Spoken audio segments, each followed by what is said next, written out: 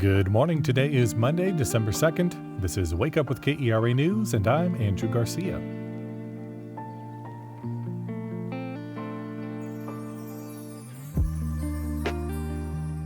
It's officially the holiday season with weather like this.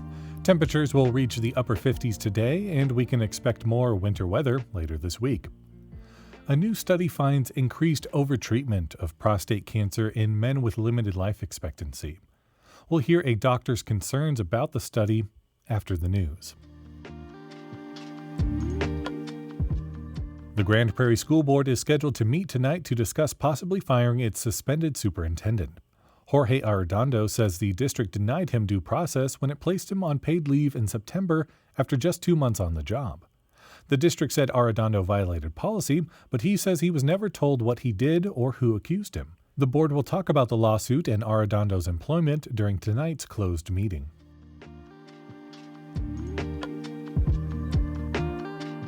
Problems that resulted in the ballot count at a DeSoto early voting location to be off by almost 200 votes were caused by a company with a $2 million Dallas County contract.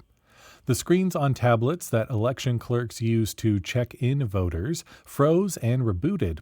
Elections administrators said once they restarted, the electronic poll book possibly did not save the last voter who checked in. Similar problems have caused long wait times and ballot count irregularities before. Commissioners Teresa Daniel and John Wiley Price opposed the contract in 2022.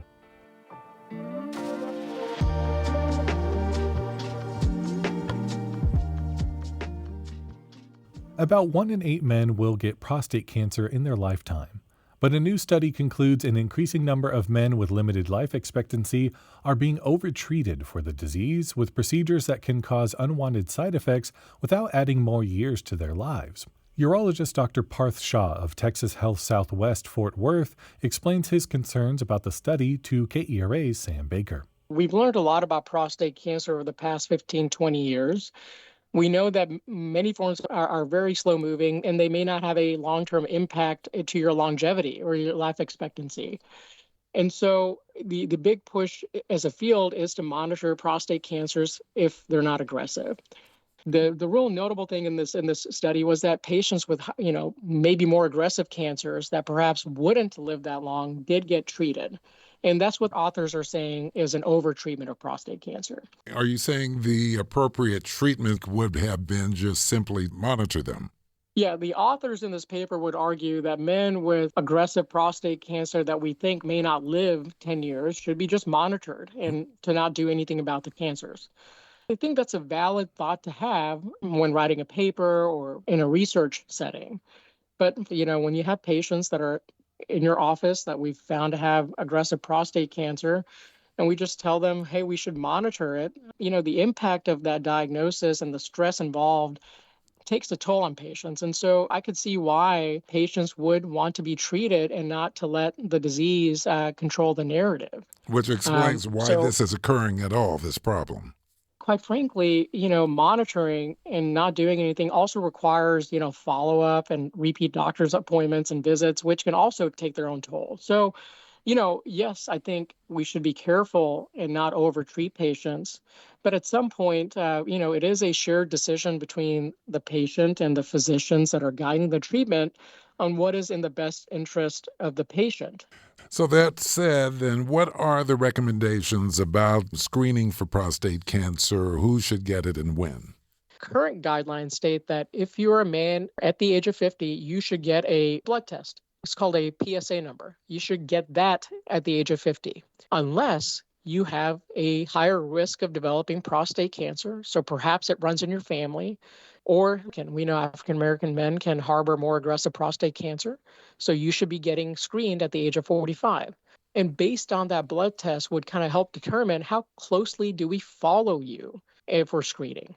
You should be screened, once a year? We're getting more and more greater data that says that, hey, if your initial blood test is really low, 2.5, that's the level of the PSA. If it's below that, then maybe we watch and get repeat blood tests every couple of years.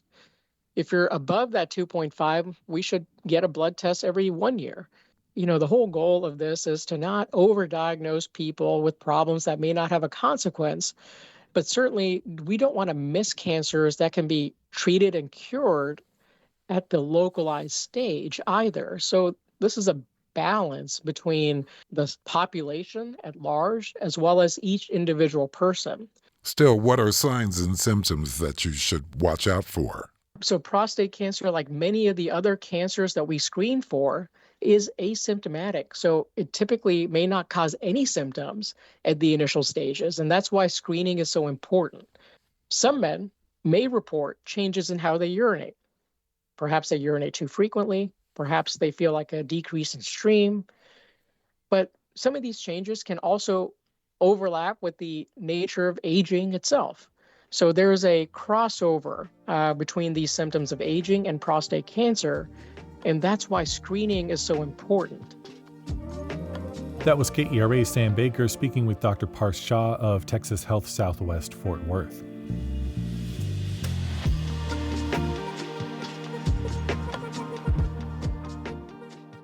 The Cowboys won their Thanksgiving Day game against the New York Giants 27-20. In the battle of backup quarterbacks, Cooper Rush edged out New York's Drew Lock despite only throwing one touchdown. In a revival of their longtime rivalry on Saturday, the Longhorns beat the Aggies 17-7, securing their place in the SEC championship game against the Georgia Bulldogs, hoping to win an automatic bid to the college football playoff and a first-round bye. With the loss, 20th-ranked Texas A&M also lost their hope of making the playoffs themselves. The Stars got a strong 3-1 win last night against one of the NHL's best teams in the Winnipeg Jets, and the Mavericks claimed victory over the Trailblazers. That was quite a lot of professional sports over the holiday weekend, but let's not forget the everyday athletes who took on a turkey trot for the holiday. I see you, and I hope you indulged in an extra slice of pumpkin pie, because you earned it.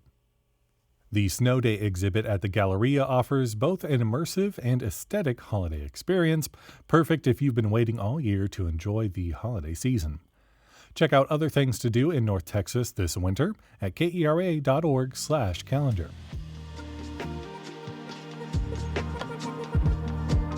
Thanks so much for listening to Wake Up with KERA News. I'm your host, Andrew Garcia. The show is produced and edited by Shardae White and Bekah Morr. For more news in your inbox, visit kera.org/wakeup. There you can subscribe to the Wake Up with KERA News newsletter. You'll get those good morning vibes from our colleague, Catherine Hobbs. Connect with us on social media. Facebook, Instagram, and TikTok are all at KERATX. We'll see you tomorrow.